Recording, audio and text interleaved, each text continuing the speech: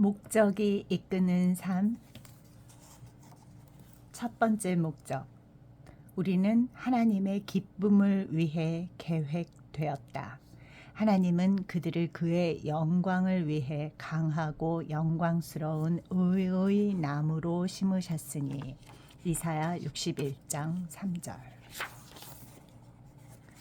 Day 8. 하나님의 기쁨을 위해 계획되었다. 우리 주 하나님이여, 영광과 존귀와 능력을 받으시는 것이 합당하오니 주께서 만물을 지으신지라.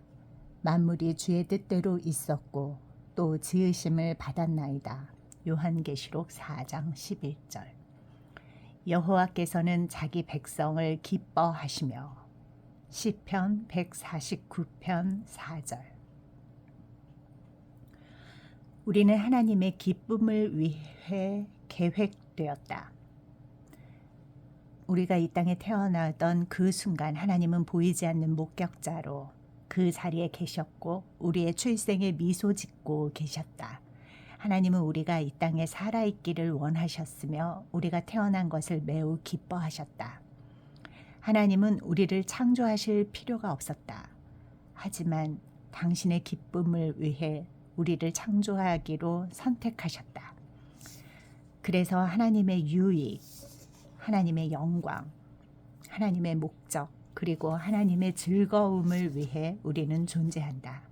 하나님께 기쁨을 드리는 것, 그분의 목적을 위해 사는 것은 우리 삶의 첫 번째 목적이다. 이 진리를 완전히 이해하면 우리 자신이 중요하지 않다고 느끼는 일은 다시 없을 것이다.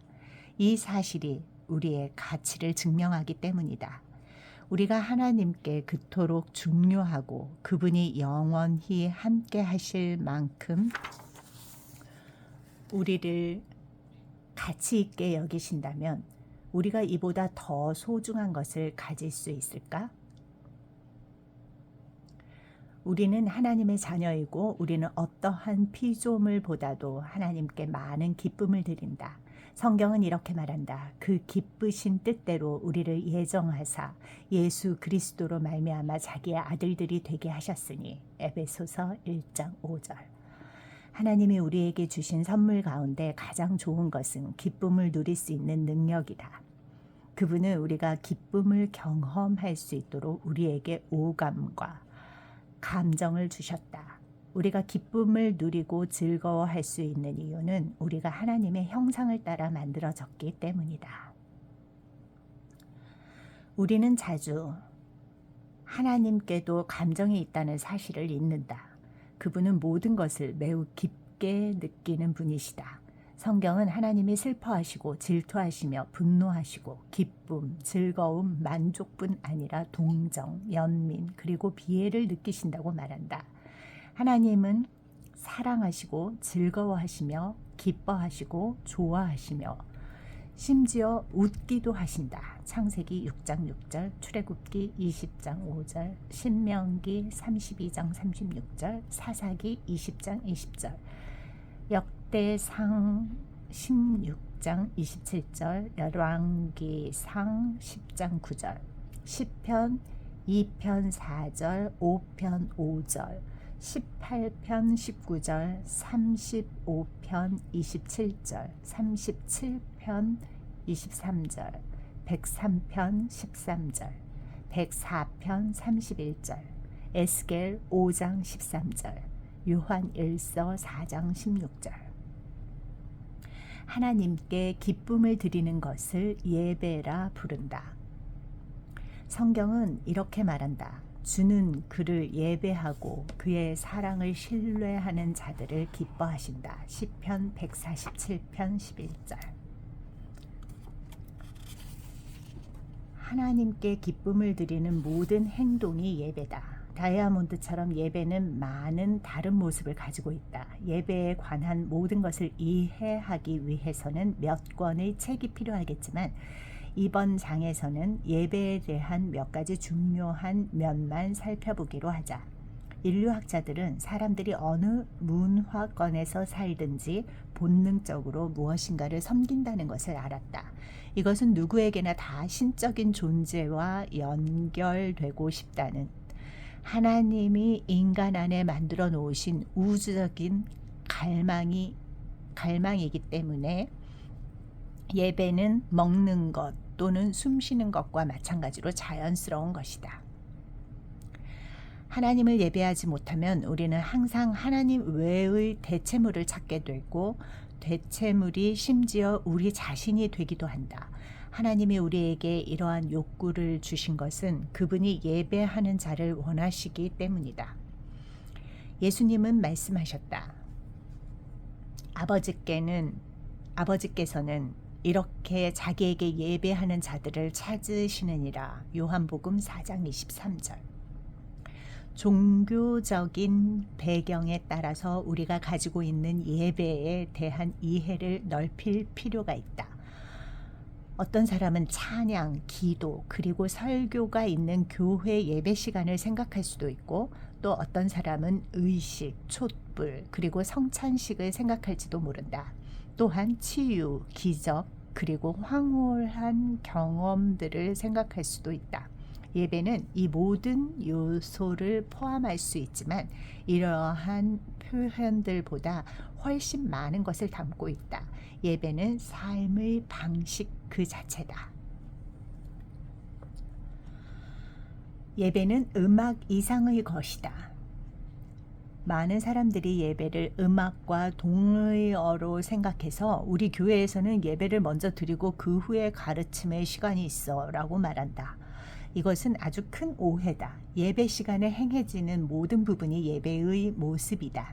기도, 성경 봉독, 찬양, 고백, 침묵, 잠잠히 있는 것, 말씀을 듣는 것, 필기하는 것, 헌금, 세례, 침례, 성찬식, 헌신 카드 작성, 그리고 심지어 다른 사람들에게 인사하는 것까지도. 사실 예배는 음악보다 먼저 생겼다. 아담은 에덴 동산에서 예배를 드렸지만 창세기 4장 21절에 유발의 출생 전까지 음악은 언급되지 않는다. 만일 예배가 음악뿐이었다면 음악성이 없는 사람들은 어떻게 예배를 드릴 수 있을까? 예배는 음악 이상의 것이다. 이보다 더 심각한 경우에는 예배라는 단어가 특정 음악 스타일을 뜻하는 말로 오용되기도 한다. 처음엔 찬송가를 불렀고 그 후에 찬양과 경배의 곡들을 불렀어. 혹은 나는 빠른 찬양곡도 좋아하지만 느린 경배곡이 제일 좋아라고 말한다.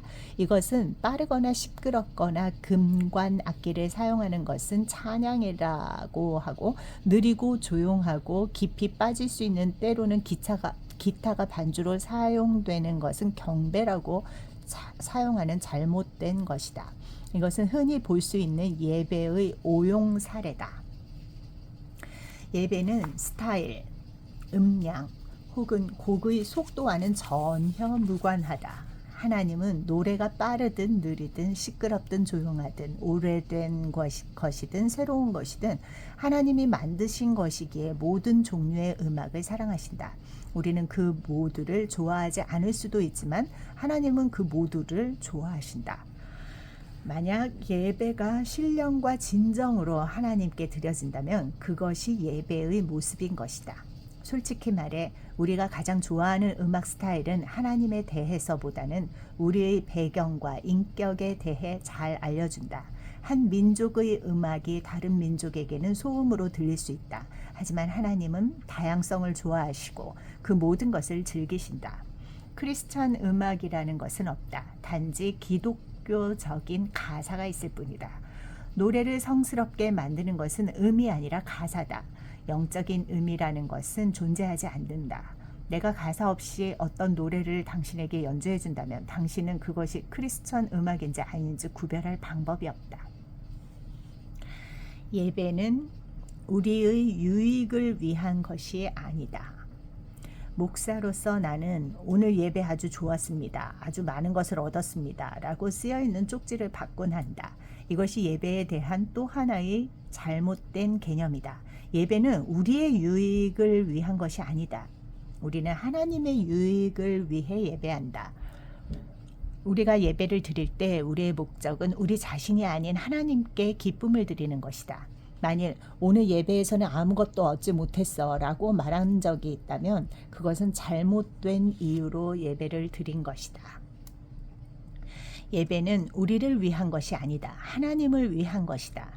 물론 예배에는 친교, 교육, 복음 전도의 요소가 포함되고 예배를 드리는 유익도 있다. 하지만 우리 스스로를 기쁘게 하기 위해서 예배를 드리는 것이 아니다.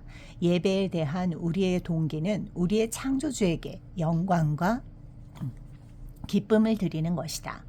이사야 29장에서 하나님은 예배에 온 마음을 쏟지 않고 위선적으로 예배 드리는 것에 대해 불쾌함을 표현하셨다. 왜냐하면 그 당시 사람들이 하나님께 메마른 기도, 마음에서 우러나오지 않는 찬양, 아무 의미 없는 설교, 그리고 의미조차 생각해보지 않은 사람이 만든 의식을 가지고 하나님께 제사를 드리고 있었기 때문이다. 하나님은 예배의 전통이 아닌 열정과 헌신으로 감동을 받으신다. 성경은 이렇게 말한다. 주께서 말씀하셨다. 이 백성이 그 입으로는 나를 존경한다고 말하지만 그 마음은 내게서 멀리 떨어져 있다. 그들이 나를 경배한다고 하지만 그것은 사람들이 해오던 대로 형식적으로 하는 것일 뿐이다. 이사야 29장 13절. 예배는 삶의 일부가 아니라 삶 그 자체다. 교회에서 드리는 예배만이 예배가 아니다. 성경은 계속해서 그를 예배하라. 시편 105편 4절. 해 뜰 때부터 해 질 때까지 찬양하라. 시편 113편 3절. 라고 말하고 있다. 또한 성경에는 많은 사람들이 직장에서, 집에서, 전쟁터에서, 감옥에서, 그리고 심지어 침대에서 하나님을 찬양한 사실이 기록되어 있다. 그러므로 찬양은 아침에 눈을 떴을 때 처음 하는 행동이어야 하고 밤에 눈 감을 때 하는 마지막 행동이어야 한다. 시편 5편 3절, 63편 6절, 119편 62절, 147편.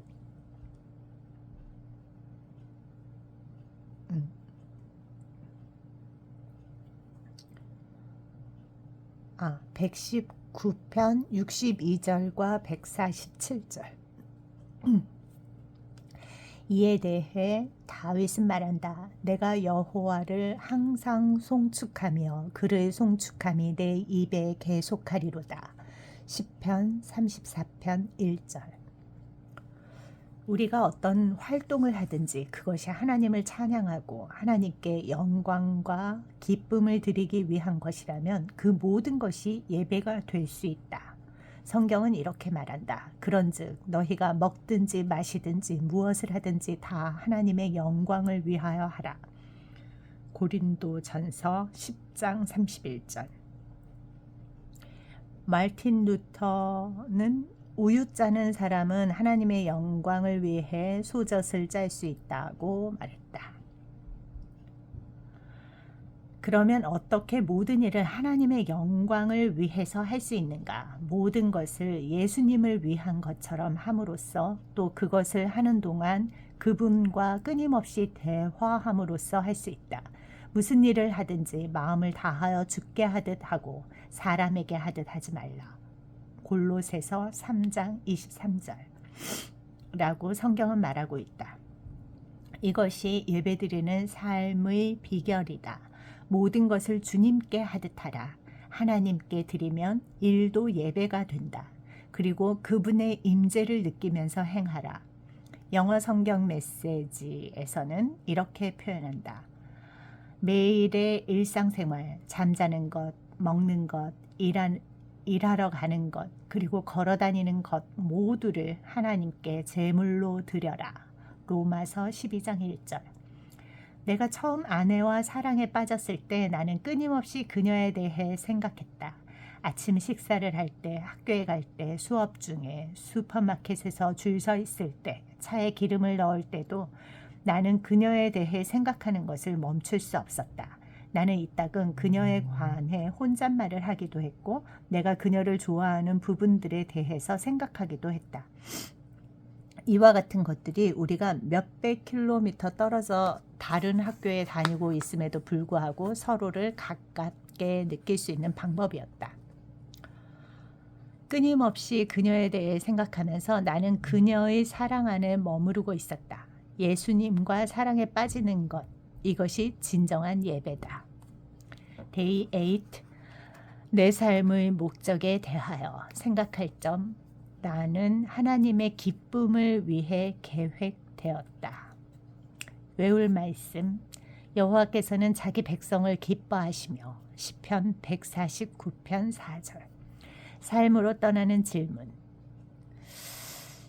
마치 내가 예수님을 위해 하듯이 할 수 있는 일은 무엇이 있는가?